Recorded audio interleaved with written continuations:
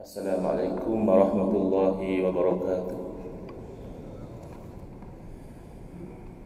Bismillahirrahmanirrahim. Alhamdulillahi rabbil alamin. Wa afdalus salati wa atammut taslimi ala sayyidina wa nabiyyina wa habibina wa syafi'ina Muhammadin wa ala alihi wa sahbihi ajma'in. Rabbi syrah li sadri wa yassir li amri wahlul 'uqdatam min lisani yafqahu qawli. Subhanaka la ilma lana illa ma 'allamtana innaka antal alimul hakim. Allahumma akhrijna min zulumatil wahmi wa akrimna bi nuril fahmi waftah 'alaina bi ma'rifatil ilmi wa sahhil akhlaqana bil hilmi waj'alna mimman yastami'una al-qawla fayattabi'una ahsana. Allahumma ati nufusana taqwaha wa zakkiha anta khairu man zakkaha anta waliyuha wa maulaha. Allahumma arinal haqqa haqqan warzuqna ittiba'ah wa arinal batila batilan warzuqna ijtinabah. Allahumma anfa'na bima 'allamtana wa 'allimna ma yanfa'una wa zidna ilman wa huda. Amma ba'd. Alhamdulillah, muslimin, muslimat, hadirin hadirat yang saya hormati, moga-moga kita semua dirahmati dan diberkati oleh Allah Subhanahu wa taala, dan moga-moga kita semua dikurniakan oleh Allah Subhanahu wa taala kefahaman yang baik dalam urusan agama kita, dan juga dikurniakan oleh Allah Subhanahu wa taala keikhlasan yang mantap di dalam menuju mardhatillah, di dalam menuju kepada ridha Allah Subhanahu wa taala. Khusus kepada para alim ulama, tuan-tuan guru, para ustaz, tuan imam, tuan bilal, pengerusi masjid dan ahli jawatan kuasa, pemimpin-pemimpin masyarakat sekalian, ya, saudara-saudari saya yang hadir dalam kuliah subuh khas sempena sambutan Maulidul Rasul sallallahu alaihi wasallam. Dan alhamdulillah saya difahamkan semalam juga sudah ada kuliah yang disampaikan oleh Al-Habib Abdullah Al-Habashi hafizahullah, yang itu bagi saya sangat membuka jalan kebaikan, memudahkan penyampaian saya pada pagi ini, yang walaupun saya bukan kali pertama dijemput untuk menyampaikan ceramah Maulidul Rasul, tetapi seingat saya kali pertama diberi tajuk sebegini, ya. Nak kena buka dictionary dulu apa makna tajuk ni. Kronologi sambutan Maulidul Rasul sallallahu alaihi wasallam. Baik, Maulidul Rasul itu sendiri apa dia? Maulid kalau dari segi bahasa kita tahu berasal dari perkataan bahasa Arab. Sekiranya sebagai ismu makan, sebagai nama tempat, maka ia bermakna tempat kelahiran. Sementara kalau sebagai ismu zaman, sebagai nama yang berkaitan dengan masa, maka ia bermaksud masa kelahiran. Saya masih ingat, saya asal Terengganu. Di tempat saya dahulu tidak panggil maulid, panggil maulud, sambut maulud. Maulud dari segi bahasa adalah bayi, ya, bayi yang dilahirkan itu. Mungkin lebih tepat kita meraihkan maulid, iaitu hari atau masa kelahiran Nabi sallallahu alaihi wasallam. Itu secara literal. Secara kontekstual, bila kita sebut Maulidul Rasul, dia merujuk khusus kepada aktiviti-aktiviti sambutan dan keraihan hari keputeraan Nabi Muhammad sallallahu alaihi wasallam, iaitu secara umumnya pada 12 Rabiul Awal setiap tahun, ya. Kadang-kadang ada orang pertikaikan, kata dia kenapa sambut 12 Rabiul Awal. Ada kaul yang berbeza mengatakan bukan itu hari kelahiran Nabi sallallahu. Itu tidak penting, kerana ini bukan sambutan seperti Idul Fitri yang mesti pada 1 Syawal, atau seperti Idul Adha yang mesti pada 10 Zulhijjah. Ini sambutan lebih kepada ada tujuan, ya, ada objektif di sebalik sambutan ini. Bahkan ada yang mengatakan 12 Rabiul Awal itu kan hari kewafatan Nabi SAW. Kenapa kamu bergembira? Ya, kalau kebetulan hari lahir dan hari kewafatan sama, jelas yang kita bergembira itu dengan kelahiran, bukan dengan kewafatan. Baik. Jadi aktiviti-aktiviti mengingati dan meraihkan hari keputraan Nabi kita Muhammad sallallahu alaihi wasallam boleh diselusuri sejarahnya daripada sikap, pendirian dan amalan Rasulullah sallallahu alaihi wasallam sendiri. Baginda bahkan lebih, kalau kita jadikan ini acara tahunan, Nabi SAW meraihkan hari kelahiran baginda secara mingguan, iaitu dengan cara berpuasa sunat pada hari Isnin, iaitulah hari keputeraan baginda sallallahu alaihi wasallam. Ketika ditanya, hadis daripada Abi Qutadah Al-Harith bin Rabi' radhiyallahu anhu, beliau berkata, ditanya baginda SAW an saumi yaumil isnain, ditanya tentang puasa baginda pada hari Isnin. Qala, lalu baginda SAW menjawab, dzaka yaumun ulidtu fihi, hari Isnin itulah hari saya dilahirkan dan diturunkan wahyu kepada saya. Jadi konsep meraihkan hari kelahiran itu adalah sunnah Nabi SAW. Tinggal lagi cara meraihkan itu baginda secara mingguan.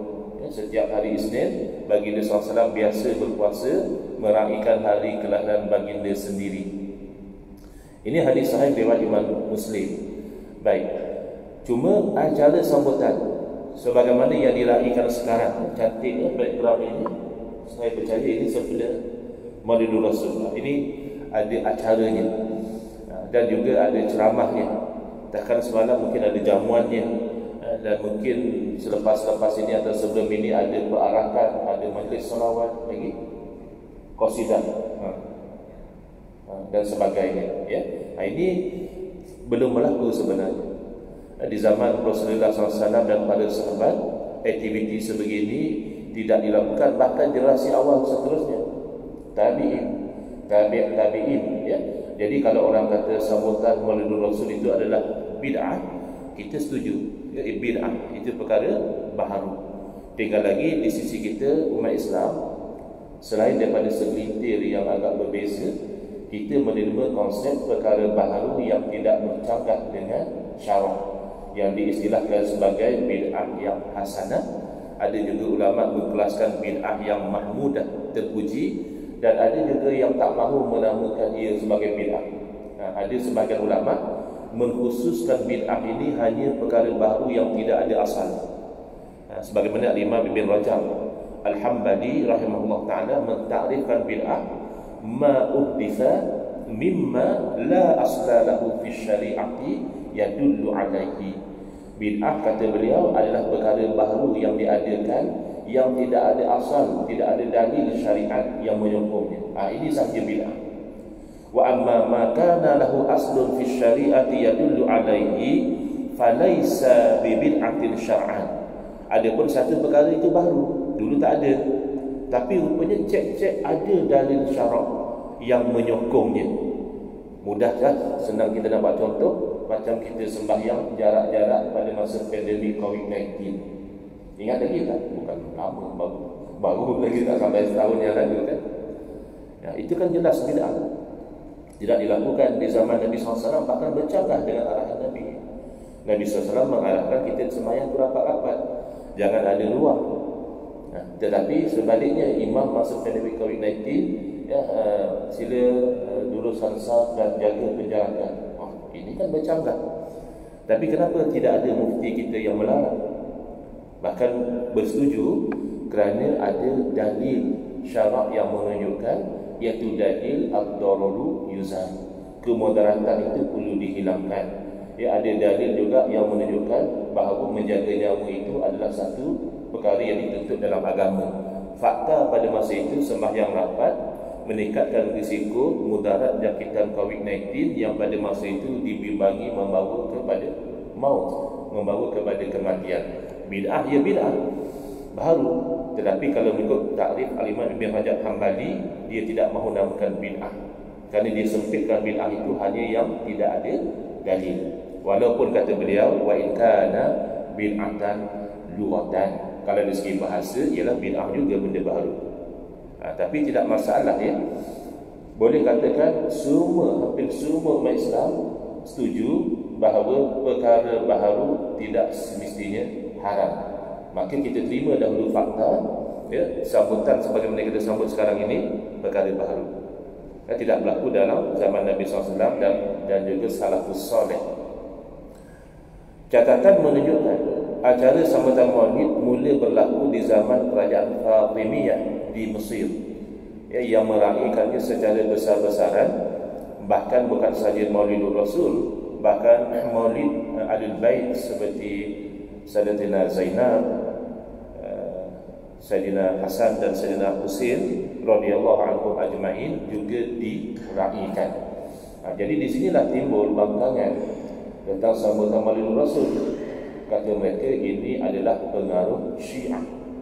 Kalau kita sambut Maulid, kita sama dengan Syiah. Baik, satu kaedah yang penting yang kita perlu faham, persamaan dengan mana-mana puak, bahkan dengan non-Muslim sekalipun, tidak automatik menjadikan perbuatan itu haram dan tertegah dalam agama. Hanya persamaan pada perkara yang bercanggah dengan pegangan Islam ahli sunnati wal jamaah sahaja yang wajib kita jauhi. Semua yang sama macam Syiah kita kena jauhi. Ya, Syiah juga sembahyang menghadap kiblat, tapi kita nak menghadap ke mana supaya tidak sama seperti Syiah. Syiah juga puasa pada bulan Ramadan, tapi kita nak puasa pada bulan apa supaya tidak sama seperti Syiah. Jadi adakah sambutan Maulidur Rasul ini sama seperti Syiah atau tidak? Tidak relevan. Yang relevan adakah ianya selari atau bercanggah dengan ajaran Islam ahli sunnah wal jamaah. Contoh daripada sunnah Nabi SAW iaitu berpuasa pada hari Ashura. Itu asalnya amalan orang Yahudi. Jadi Nabi SAW melihat orang Yahudi ini asal 10 Muharram mereka rajin berpuasa. Lalu Nabi SAW bertanya, apa sebab? Jawab orang Yahudi, kerana hari tersebutlah antara lain diselamatkan Nabi Musa alaihissalam dari Fir'aun. Jadi kami itu berpuasa sebagai menzahirkan kesyukuran selamatnya Nabi kami daripada Fir'aun. Lalu berpuasa sebagai tanda kesyukuran selamatnya seorang Nabi daripada satu-satu musibah, itu kan selari dengan ajaran Islam. Lalu walaupun itu adalah asalnya amalan Yahudi, Nabi SAW bahkan menyuruh umat Islam berpuasa kerana kata Nabi SAW, kami itu lebih berhak bersyukur dengan selamatnya Musa berbanding dengan kamu, kerana kami masih mempertahankan ajaran Nabi Musa alaihissalam sedangkan kamu sudah menyelewengkan. Tinggal lagi Nabi SAW mencadangkan puasa juga hari Tasu'ah, hari 9, supaya ada kita itu berbeza juga dengan orang-orang Yahudi. Tapi semata-mata orang Yahudi berpuasa pada 10 Muharram tidak menjadikan puasa 10 Muharram itu satu perkara yang dilarang dalam agama. Bahkan dalam hadis ya, Nabi SAW memberitahu bahawa puasa pada 10 Muharram itu, Ashura itu, mengkafarahkan dosa 1 tahun. Baik. Lalu perayaan ini ada terhenti pada tahun 488 Hijriah atas perintah daripada pemerintah pada masa itu. Dan apabila kerajaan Ayyubiyah mengambil alih kuasa, perayaan itu juga dihentikan. Jadi kadang-kadang dia ada kaitan dengan polisi kerajaan. Standard juga kadang-kadang kerajaan baru naik ni, dia tak berapa nak teruskanlah polisi kerajaan dulu. Dia akan ada polisi baru. Walaupun polisi sama, kadang dia letak slogan baru. Slogan kerajaan kita yang baru apa? Keluarga Malaysia. Kalau dah naik kerajaan lain, mungkin dia akan buat slogan yang lain, walaupun konsep yang bagus itu masih diteruskan. Kalau kekal, mungkin dikekalkan. Kemudian apa yang berlaku? Sambutan Maulid ini hanya mula diadakan secara besar-besaran pada awal kurun ke-7 Hijrah. Ya, sebab itu kita tidak akan pertikaikan. Ada benda-benda yang dikatakan bid'ah, sebenarnya bukan bid'ah. Seperti selawat ketika selang-selang tarawih. Ya, ada juga, saya rasa di Seremban tak ada orang pertikaian. Di Seremban ada ke selawat selang tarawih? Ada. Ada ke orang marah-marah kata bid'ah Nabi tak buat? Ya, alhamdulillah. Di KL ada. Di Kuala Lumpur ada orang kata ni tak ada dalil, Nabi tak buat. Padahal selawat selang tarawih itu bukan bid'ah. Itu adalah sunnah. Itu adalah mengamalkan ajaran Al-Quran. Kan khatib selalu baca dalam khutbah yang kedua, innallaha wa malaikatahu yusalluna 'alan nabi ya ayyuhalladzina amanu sallu 'alaihi wa sallimu taslima. Ini adalah ayat Al-Quran. Sallu itu adalah perintah, hendaklah kamu berselawat ke atas Nabi sallallahu alaihi wasallam, dan perintah ini umum, tidak ditetapkan bila, bermakna bila-bila masa boleh selawat, termasuk selang-selang tarawih. Maka yang melarang selawat tarawih itu, dia telah bercanggah dengan arahan Al-Quran. Dia memandai-mandai, mentakhsiskan sesuatu yang umum. Selawat ni ibadah umum. Tiba-tiba seolah dia berkata selawat boleh ya, tapi kecuali selawat tarawih jangan. Dia mana dalil? Maka selawat tarawih bukan bid'ah. Tapi kalau sambutan maulid memang bid'ah. Buktinya lihat, secara besar-besaran hanya pada kurun ke-7 oleh seorang raja yang soleh, raja ahli sunnah wal jamaah, ini bukan Syiah, di Irbil di Iraq, itu Sultan Muzaffaruddin Abu Sa'id Al-Kibri, iaitu yang wafat pada tahun 630 Hijriah, dan beliau ini adalah ipar kepada pahlawan dan raja Sultan Salahuddin Al-Ayyubi rahimahullah ta'ala yang masyhur.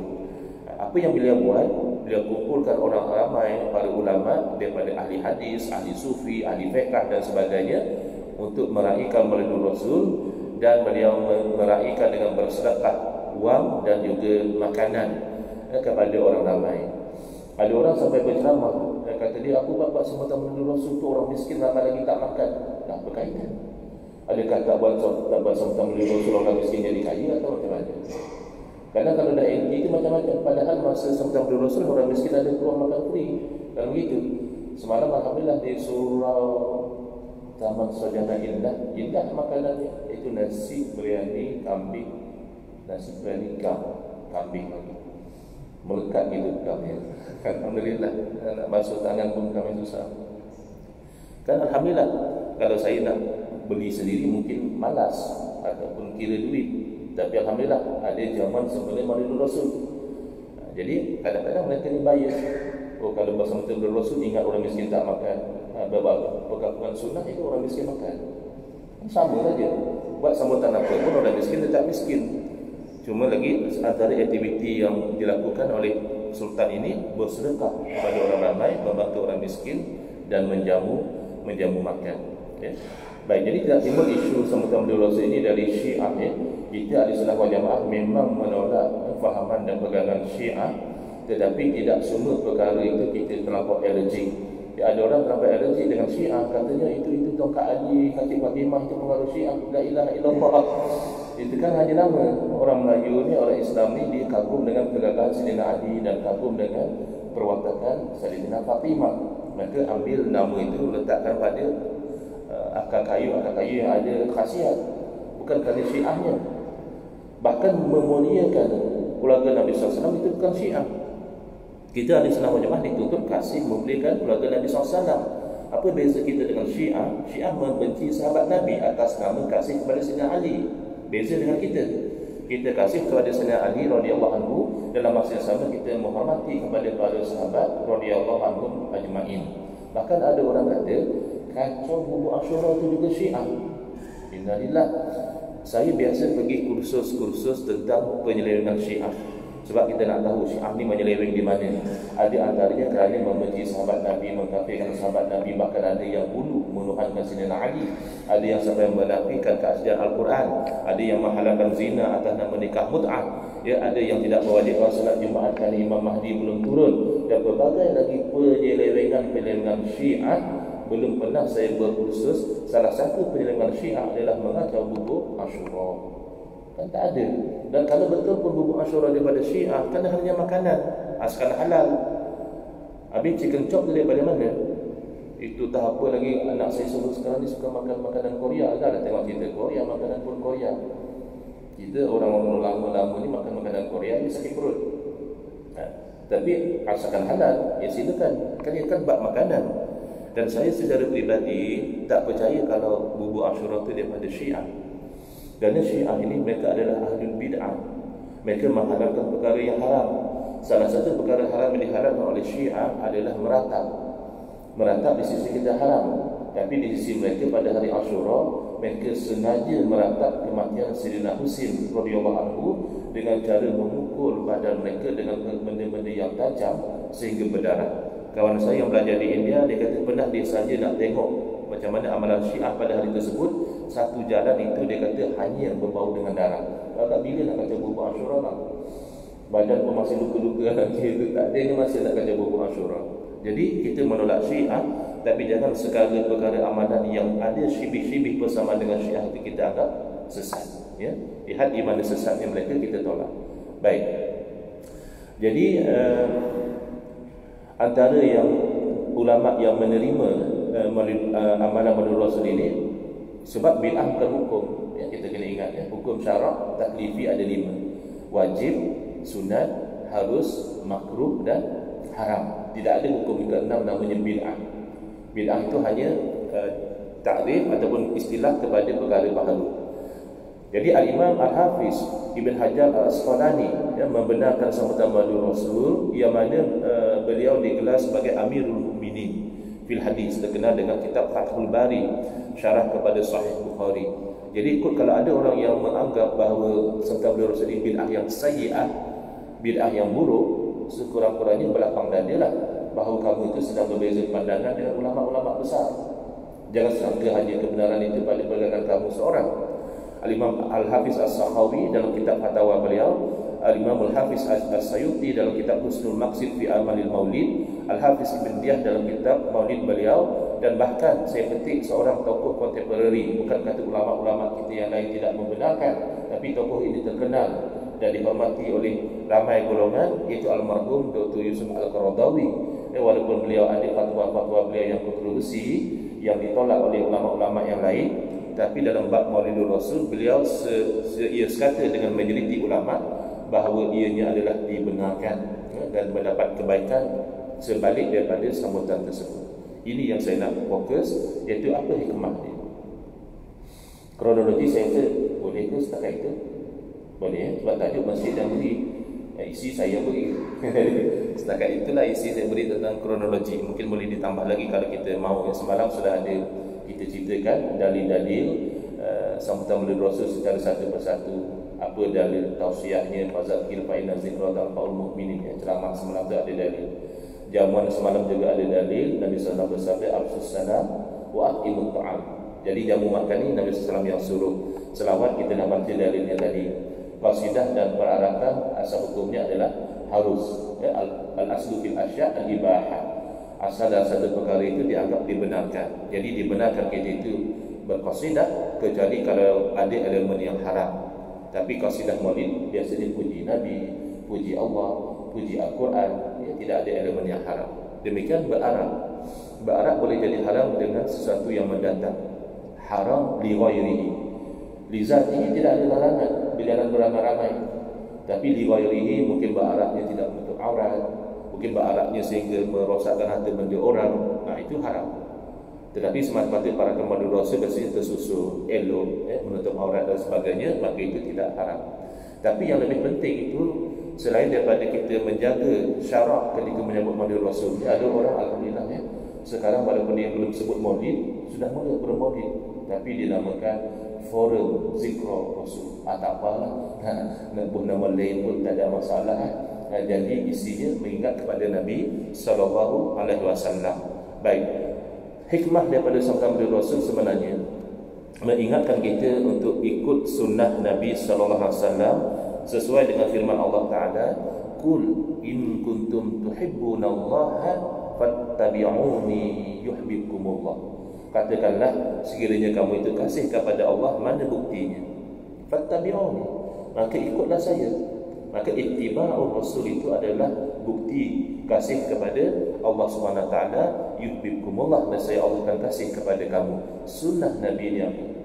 Sekarang ramai orang berbicara tentang berpegang dengan sunnah, ikut sunnah. Tapi tidak sedikit yang terkeliru sehingga menyangkakan ikut sunnah ini kalau Nabi tak buat, jangan buat. Bukan. Itu kaedah yang melanggar sunnah.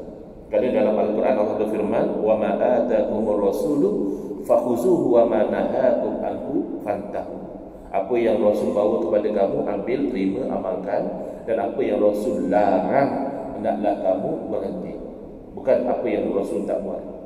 Jadi kalau orang kata Nabi tak buat, jangan buat, itu dia memandai-mandai, menambah sesuatu yang Quran tak kata. Hadis juga sama. Idza nahaitukum an syai'in fajtanibu. Apabila aku larang kamu daripada sesuatu, jauhi. Bukan apabila aku tak buat satu perkara, maka jauhi. So sunnah asalnya jalan, cara atau pegangan. Berarti jalan dan cara pegangan Rasulullah SAW. Tentulah juga murid-murid baginda, iaitu salafus soleh. Dan tentulah juga sunnah pewaris Nabi, iaitu para ulama. Kerana kita sekuat mana pun kita nak ikut sunnah Nabi SAW, kita tidak pernah melihat baginda, tidak pernah mendengar baginda. Kan begitu.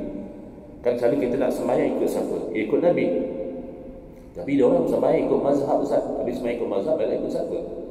Kan ada orang tanya, Nabi SAW dulu sembahyang ikut mazhab mana? Ini soalan kelakar. Nabi SAW sembahyang tentulah ikut wahyu. Wa ma yanshiqu 'anil hawa in huwa illa wahyun yuha. Baginda SAW kalau bercakap pun tidak hawa nafsu, tapi bercakap ikut wahyu. Agak-agak baginda sembahyang ikut suka hati. Jelas baginda sembahyang ikut wahyu. Apa kaitan dengan mazhab? Kaitannya kita sembahyang ikut Nabi. Sallu kama ra'aitumuni usalli. Hendaklah kamu itu solat sebagaimana kamu lihat aku solat. Secara jujur, tolong angkat tangan. Siapa dalam masjid hari ini pernah lihat Nabi solat? Ada. Tapi nak solat macam lihat Nabi solat, berarti bukan kita yang lihat. Kita itu solat sebagaimana yang guru kita ajar. Setuju tak? Kan kita masing-masing solat sebagaimana yang guru kita ajar, ustaz kita ajar. Dan beliau juga tidak lihat Nabi solat. Beliau itu kan ambil daripada guru beliau juga, yang juga tidak lihat Nabi solat. Tinggal lagi, kalau kita solat ikut mazhab, salah satu daripada mazhab yang empat ini, berarti sanad tidak putus.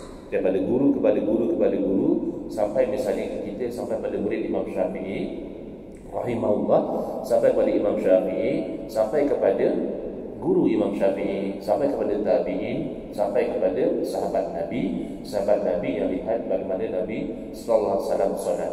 Jadi cara nak solat ikut Nabi adalah ikut salah satu dari mazhab yang empat. Kan inilah yang silsilahnya masih tidak putus.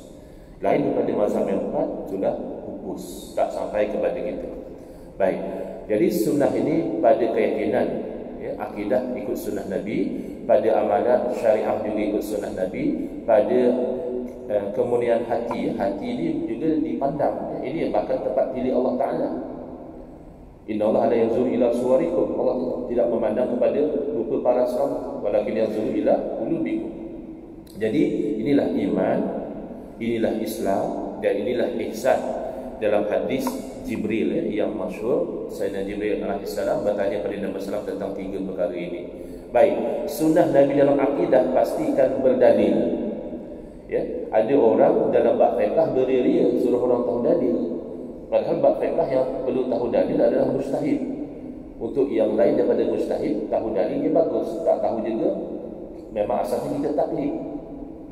Taklid mana kita ikut fatwa mustahid, tak tahu pun dalil. Kenapa? Kerana kita tidak pandai berinteraksi dengan dalil. Ia memang asalnya hukum daripada Quran dan hadis. Mutiara daripada mana asalnya? Ia laut. Adakah setiap orang yang nak mutiara disuruh terjun dalam laut? Ya, bukan. Hanya penyelam mutiara yang dibenarkan terjun untuk cari mutiara. Kalau seumpama kita yang bukan penyelam mutiara disuruh terjun ke laut, ya seminggu lepas tu orang lain terjun cari kita. Dah seminggu terjun tak timbul-timbul. Kerana bukan bidang kita. Tak sedikit yang terjun dalam Quran hadis jadi sesat. Bukan salah Quran dan hadis, tapi salah ia tidak ada kepakaran. Man qala fil Qur'ani bi ra'yihi falyatabawa maq'adahu minan nar, kata Nabi SAW. Barang siapa yang berkata tentang Al-Quran semata-mata ikut akal fikiran dia sahaja, sediakan tempat duduk daripada api neraka. Wa'alaikumsalam. Baik. Jadi mesti kalau dalam akidah beza. Kalau dalam fiqh yang bukan mustahid, taklid pada yang mustahid. Dalam akidah setiap mukallaf kena tahu dalil. I'tiqadun jazimun mutabiqun lil haqqi, ya, an dalil. Ini akidah yang sahih. Pertama, mesti jazam, mesti tak ada ragu-ragu. Kedua, mesti kena dengan yang teliti. Yang ketiga, kena bersandarkan dalil. Tapi hati-hati, ya, zaman sekarang sudah ada orang yang buang akal. Dalil Quran hadis okey. Di Seremban saya tak pasti sudah merebak atau tidak penyakit ini. Ringkasan daripada penyakit ini adalah penyakit BBAK. Kalau Imam pernah dengar penyakit ini? Belum. Kalau AIDS pernah dengar AIDS. BBAK ringkasan kepada biar bodoh asal confident. Biar bodoh asal confident. Di KL sudah merebak. Saya biasa jumpa di tag dalam Facebook. Contoh satu orang dalam Facebook dia kata, "Ustaz, saya dalam akidah tu berpegang Quran dan Sunnah." Dia bagus. Belum dapat apa penyakit lagi. Tiba-tiba dia sambung, "Saya tidak guna akal." Oh, bila dia kata saya tidak guna akal, saya sudah faham. Ini orang kurang cerdik lah. Tapi dia confident. Seolah-olah bila pegang Quran dan hadis, akal dibuang. Sejak bila Quran dan hadis membuang akal? Al-Quran bahkan Allah Ta'ala berfirman, "Afala ta'qilun?"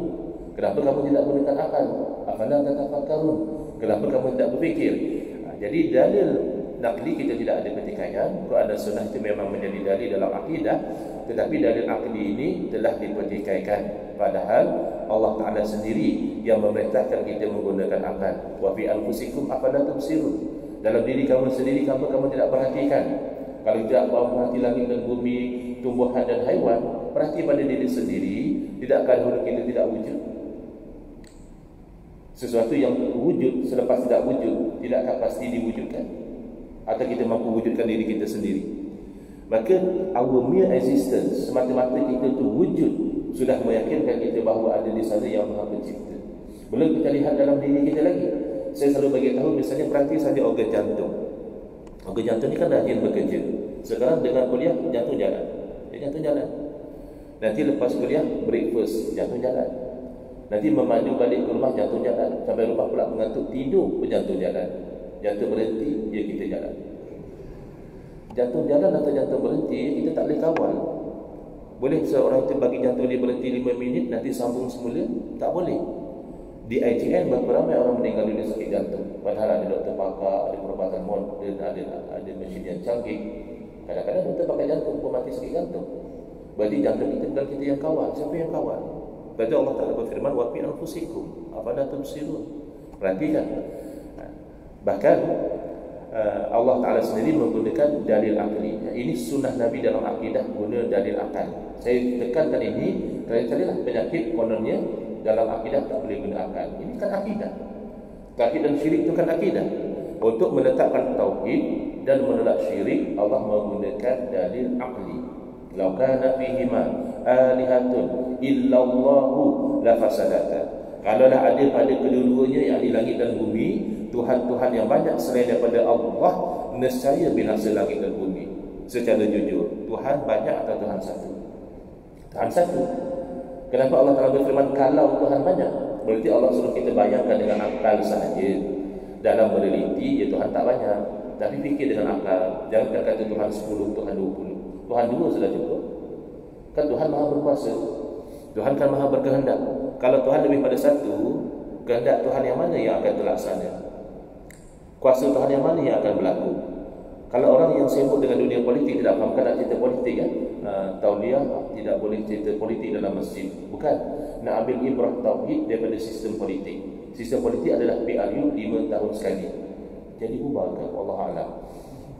Jadi kenapa kita habiskan duit? Saya ada baca dalam berita, PRU 15 dijangka PRU yang paling mahal, menelan belanja sampai bilion RM, bukan juta, ratus juta lagi, bilion. Why not kita buat cara baru untuk jimat kos, tak orang pun tidak bergaduh, fitnah dan sebagainya. Kita masukkan PRU. Tapi macam mana nak lantik kerajaan Ustaz kalau tak ada PRU? Ya, siapa yang minat kita lantik. Tanya siapa yang minat register nak jadi kerajaan. Ustaz bukan satu kumpulan. Kalau satu kumpulan yang minat, okey. Paling tidak ada 3 kumpulan yang kuat, yang masing-masing nak jadi kerajaan. Ya, senang. Kita nanti 3-3. Why not? Why not? Macam mana Ustaz? 3 kerajaan, siapa nak jadi PM? Oh, masing-masing kerajaan nanti Perdana Menteri dia sendiri. Habis menteri, masing-masing Perdana Menteri nantilah menteri dia sendiri. Agak-agak boleh tak?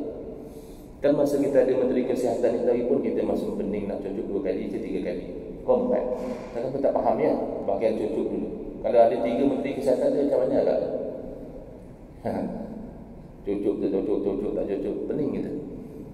Jadi kalau poin saya bukan nak cerita politik, nak cerita kalau negara sekecil Malaysia kita tidak boleh bayangkan ditadbir oleh lebih satu kerajaan, tak kena alam semesta, langit, bumi, lautan dan daratan, manusia dan haiwan lebih pada satu Tuhan. Mustahil. Mustahil itu hukum akal. Akal tidak boleh terima sesuatu macam itu wujud. Kemudian bahkan ini adalah sunnah para Rasul. Nabi Ibrahim AS ketika menentang kesyirikan Namrus dan menetapkan tauhid Allah Ta'ala, Nabi Ibrahim menggunakan dalil akli. Kerana akal yang sihat tak boleh terima Tuhan tapi lemah. Siapa yang terima ayah pin Tuhan, dia akal tak sihat. Ayah pin kan lemah. Apa dah ayah pin lemah, tak makan dia lapar. Kalau makan dia akan tandas. Takkanlah Tuhan macam itu. Ada satu orang lagi nama Harun dari Pahang, dia juga mengaku Tuhan. Lepas kena tangkap dengan kerajaan, dia dikena stroke. Tuhan boleh kena stroke ke macam mana? Lepas tu keluar dalam berita, Tuhan Harun didapati bersalah oleh mahkamah. Dia nak nangis kan agak. Boleh pula Tuhan dapati bersalah oleh mahkamah. Ini apa cerita? Jadi Nabi Ibrahim AS nak berkata pada Namrud, mustahillah kamu tu Tuhan. Rabbiyal ladzi yuhyi wa yumiit. Tuhan itu Tuhan saya, berkuasa menghidup dan mematikan. Tapi Namrud rupanya sudah kena penyakit ini, BBAK. Dia biar bodoh asal confident. Kata dia, nak yuhyi wa yumiit. Allah takkan hidup mati apa pun boleh. Dua orang, satu dibunuh, satu dilepaskan. Konon yang dia bunuh dia telah matikan, yang dilepas itu dia telah hidupkan. Bukan tak cerdik. Yang kamu lepas itu dah hidup lama. Bukan kamu yang hidupkan dia. Kamu tinggal tak bunuh dia sahaja, kan beza. Maka oleh kerana Namrud itu tidak faham atau degil, maka Nabi Ibrahim AS membawa hujah akal yang lebih jelas. Fa inna Allah ya'ti bisyamsi minal masyriq. Allah Tuhan yang maha berkuasa menerbitkan matahari dari timur. Kalau kamu itu Tuhan, pasti kamu juga maha berkuasa. Fa'ti biha minal maghrib. Sila terbitkan matahari dari barat. Fa'bital ladzi kafar. Maka Namrud yang kafir itu tidak dapat menjawab. Baik. Kemudian menolak akal ini bahkan menjadi salah satu punca masuk neraka. Dalam suratul Al-Mulk Allah Ta'ala berfirman, wa qalu law kunna nasma'u aw naqilu ma kunna fi ashabis sa'ir. Ahli neraka berkata, kalaulah dahulu kami itu mahu mendengar atau menggunakan akal, tidaklah kami itu tergolong dari ahli neraka. Jadi salah satu dari dua sebab masuk neraka. Pertama, tak nak dengar. Ya, ada orang kita apa pun dia tak mau dengar. Dia sudah pekatkan telinga. Atau paling tidak nak kelu. Kami dulu gunakan akal. Tidaklah kami tergolong dari ahli neraka. Jadi tak guna akal ini berdosa. Ini saya skip ya. Ini akan jadi terlampau detail. Dengan tempoh masa kuliah subuh ni saya rasa tak sesuai. Terus saya skip pergi kepada yang kedua. Yang kedua ni juga ialah yang kedua terakhir. Sebut terakhir itu bagi jemaah semangat sikit. Dengan pengalaman saya kalau ustaz cakap yang terakhir, jadi yang tidur, oh ya alhamdulillah yang terakhir. Tapi ada ustaz nakal, yang terakhirnya tu 10 kali. Nanya kat jemaah yang terakhir bila nak habis ustaz ni? Ini yang kedua terakhir. Iaitu ikut sunnah Nabi pada amalan, iaitu syariat, ilmunya ilmu fiqh. Dalam hadis disebut al-Islam, akhbirni anil Islam. Iaitu syariat yang asasnya bersumberkan Quran, sunnah, ijma' dan qiyas. Hati-hati orang berslogan kita berpegang pada Quran dan sunnah, betul.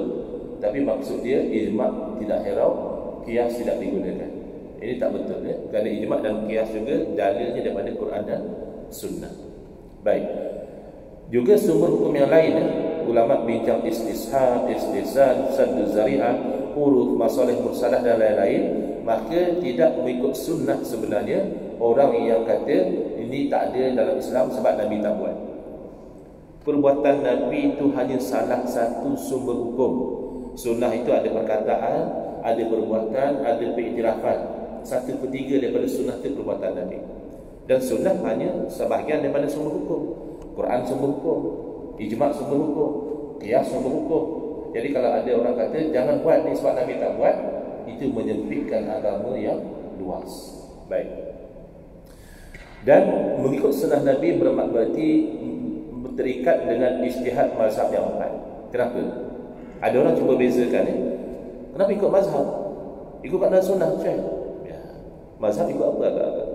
Taurat Injil ke apa? Kan mazhab daripada Quran dan sunnah.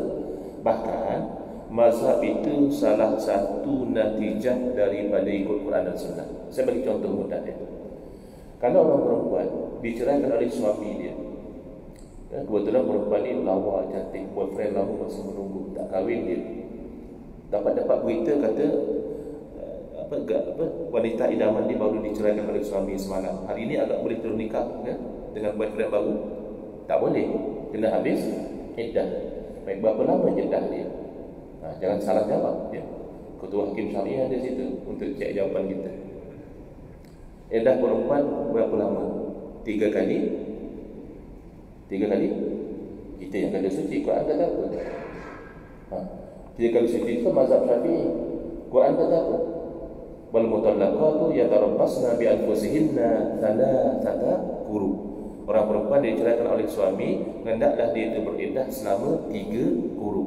Oleh kerana kalimah salasah itu jelas maknanya 3, ijma' ulama iddah perempuan adalah 3 kali quru. Perempuan yang merdeka 3 kali quru. Tak ada yang kata 2, tak ada yang kata 4. Ijma'.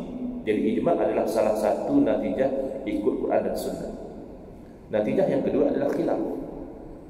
Quru dalam bahasa Arab ada 2 makna. Satu maknanya adalah haid, satu lagi maknanya adalah suci dari haid. Maka ulama tertanya-tanya, dalam ayat ni yang dimaksudkan haid atau suci? Maka terpaksa rujuk ayat Quran lain untuk cari tafsirnya. Terpaksa rujuk hadis Nabi. Hadis Nabi menerangkan makna Al-Quran. Terpaksa rujuk kaedah bahasa Arab. Kerana Al-Quran kan dalam bahasa Arab. Salah satu kata sebagian ulama itu adalah mu'annas. Maka huruf istilah muzakkar, adat ma'dud mesti berbeza sampai macam itu. Akhirnya ulama Hanafi memahami huruf dalam ayat bermakna haid, keluar fatwa 3 kali haid, habis iddah. Ulama mazhab Syafi'i memahami huruf dengan makna suci, keluar fatwa 3 kali suci baru habis iddah. Bayangkan, sama-sama rujuk Al-Quran, sama-sama rujuk ayat yang sama, sama-sama cuba memahami perkataan yang sama, masih lagi berlaku mazhab, iaitu pandangan yang berbeza. Maka ikut mazhab sebenarnya ikut sunnah. Habis kenapa 4 je Ustaz? Kenapa tak ikut mazhab sahabat, kan lebih hebat? Sahabat Nabi, anak murid Nabi. Dan mazhab tabi'in pun banyak. Kenapa kita sempitkan kepada 4 mazhab ini?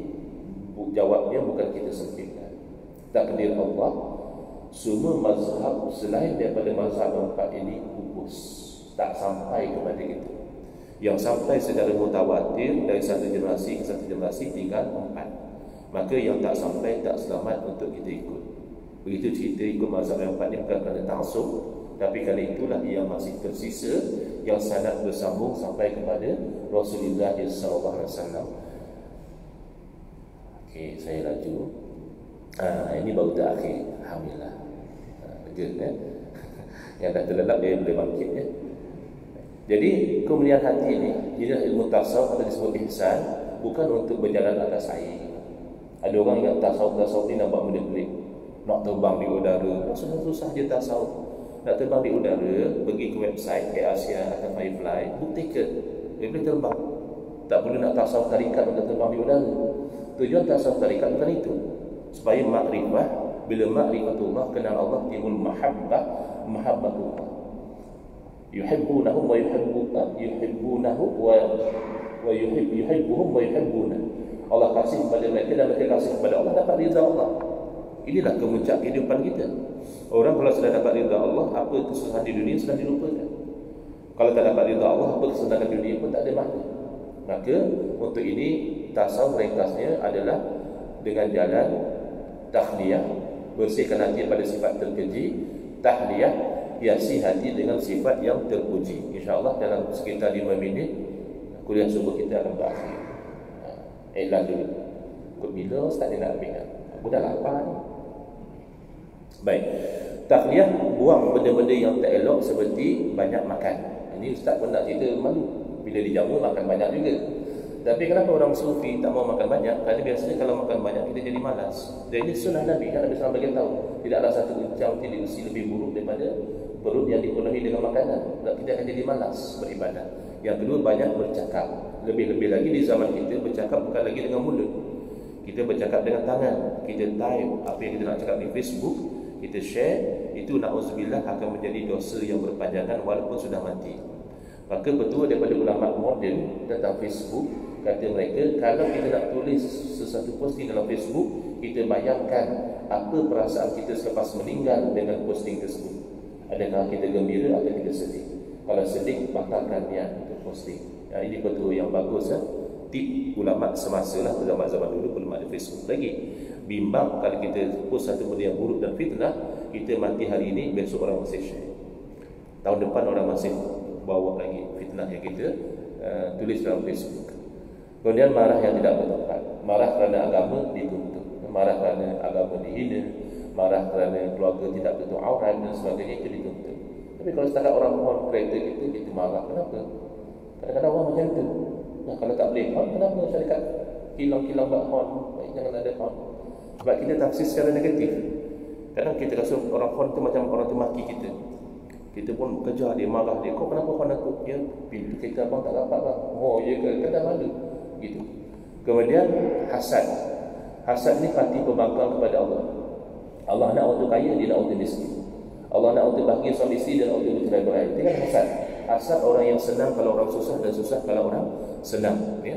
Kata Nabi SAW, hasad memakan kebaikan seperti mana api memakan kayu api. Bahkan Syekh Abdul Qadir Jalani radhiyallahu ta'ala anhu memperli orang yang hasad dengki. Kata beliau, kalau kamu dengki kepada seorang lelaki dengan sebab sedikit emas yang Allah letak di tangan dia, maknanya dia orang kaya, lebih layak kamu dengki pada perut bumi berlambat emas dalam tu Allah Ta'ala letakkan. Kan sama-sama Allah letakkan. Yang dalam perut bumi itu Allah letakkan, yang di tangan manusia juga Allah letakkan. Kenapa kamu dengki? Kemudian buang daripada bakhil, kedekut. Ini kita tahu ya, manusia pun tidak suka kepada orang yang kedekut. Kemudian buang daripada hati hubul jah, cinta kemegahan. Na'udzubillah. Kita tidak heran ya, kalau artis cinta kemegahan memang dia itu berhajat kepada peminat. Ya, kalau orang politik cinta kemegahan, dia berhajat kepada pengundi. Tapi na'udzubillah, kalau ulama, sahibul fadilah, sahibul samahah juga masih nak kepada populariti, na'udzubillah, ini merosakkan.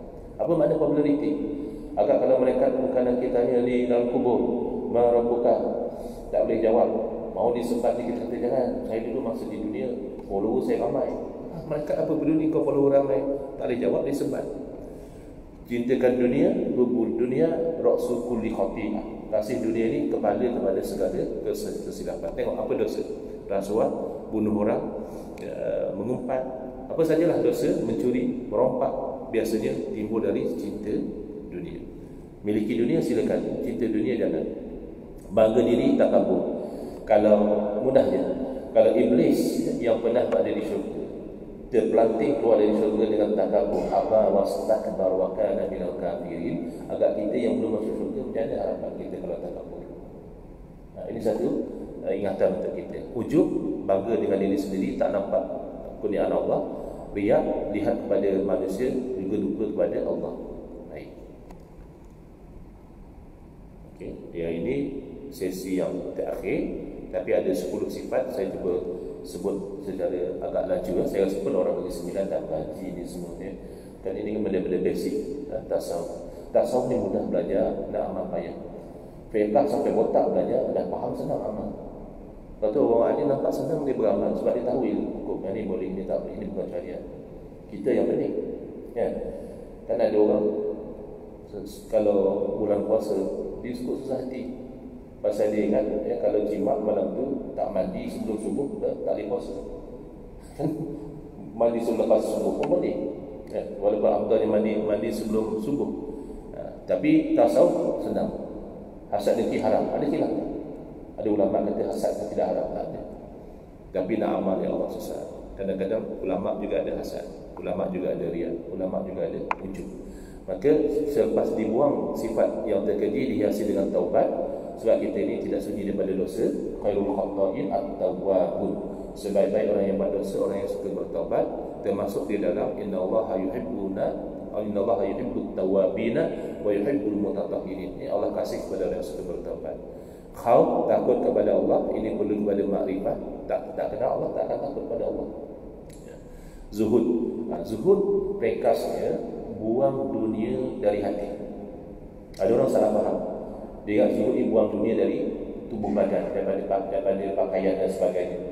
Ada yang bahkan pakai baju 3 hari bisa tak basuh. Kau kenapa kau pakai baju tak basuh-basuh? Dia zuhud, kata dia. Fisik pelan-pelan itu bukan zuhud, itu busuk. Zuhud yang pakai bersih, pakai wangi, tapi satu sin pun tak masuk dalam hati. Saya pernah ziarah satu orang di Jordan. Pesyarat saya cadangkan, orang tua dah duduk di masjid, beribadah di masjid, jernih air mukanya. Shopping kompleks di belakang masjid itu dia punya. Berarti dia miliki dunia, tapi dunia tidak miliki dia. Kemudian sabar dan juga syukur, ini pasangan dia, ya. Sebab dalam dunia dua benda. Ada benda yang kita suka, ada benda yang kita tak suka. Kalau suka kita syukur, tak suka kita sabar, kita tak cantik. Baik. Kemudian ikhlas buat sesuatu semata-mata kerana Allah Ta'ala. Ini tak payah nak cerita ke orang. Tak, saya buat ni ikhlas lah. Mana aku tahu ikhlas dalam hati. Hang buat je lah. Allah yang akan nilai ikhlas tak ikhlas. Kita nak cek ikhlas kita. Tak boleh kita cek ikhlas orang kita tak tahu. Tawakal.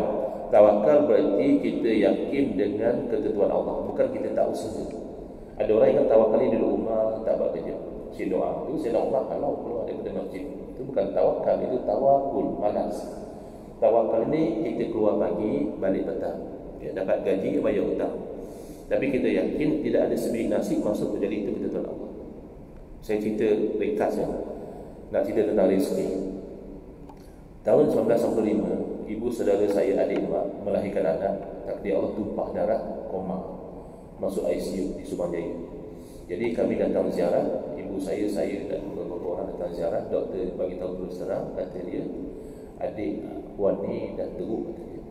Saya cadangkan puan baca Yasin lah. Oh, doktor suruh baca Yasin, faham lah. Jadi kami 5-6 orang keliling ibu saudara saya baca Yasin. Tahun bila? 1995. Sekarang tahun 2023. Berapa tahun tu? 30 tahun ada ya. Ibu saudara saya masih hidup. InsyaAllah tabarakallah. Yang ramai-ramai baca Yasin, ya, semua dah meninggal. Tinggal saya seorang ni. Tak tahu tu saya masih bersaing dengan ibu saudara saya kenapa dulu ni. Yang lain semua dah meninggal. Yang baca Yasin meninggal dulu lah. Kenapa? Kerana rezeki yang ditetapkan oleh kepada ibu saudara saya belum habis. Mustahil orang termati rezeki masih ada. Dan yang meninggal kerana rezeki sudah habis. Jadi kita kena yakin begitu. Yang bagi kita hidup semasa kita baby tak tahu apa, Tuhan yang sama yang jaga kita sekarang. Kenapa kita sekarang jadi tidak tawakal lagi? Baik. Mahabbah, kasih sayang sesama makhluk Allah, ridha dengan ketentuan Allah, dan zikrul maut, ini penutupnya, yang mengingati kepada mati. Saya tutupkan begini dengan satu kisah yang ringkas. Ketika saya nak berakikah untuk anak perempuan saya buk satu ekor kambing. Jadi penjaga ladang spray cat merah, ini tanda kambing sudah ada orang booking. Seminggu lepas itu sebagaimana dijadikan, saya datang nak spray kambing. Kata penjaga ladang, kita baru dapat stok baru. Kalau cik nak tambah duit sikit, ambil kambing lain lah, itu daging lagi banyak, sedap lagi. Okey juga saya kata. Saya pun beli kambing lain, sembelih. Lepas selesai sembelih, datang kambing yang ada cat merah tu. Lompat-lompat sana, lompat sini, panjang umur lagi kambing ni. Patut dia kena sembelih tadi. Kata penjaga ladang, dia kata kambing sembelih bang, ini tunggu mati lah. Betul juga. Saya jawab kat dia, macam kita atas dunia. Kan kita atas dunia macam kambing dalam ladang, tunggu mati lah. Kita duduk golak, rupanya mereka dah spray merah. Haji ni petang ni nak ambil ni. Ustaz ni nanti minggu depan nak ambil dah spray lah. Kita yang tak tahu. Sebab itu Nabi SAW suruh kita sentiasa mengingati mati. InsyaAllah hati kita akan terdidik. Kita akan terima dan perhatian. Saya pun maaf atas salah dan kesilapan. Wabillahi taufiq wal hidayah. Wassalamualaikum warahmatullahi wabarakatuh.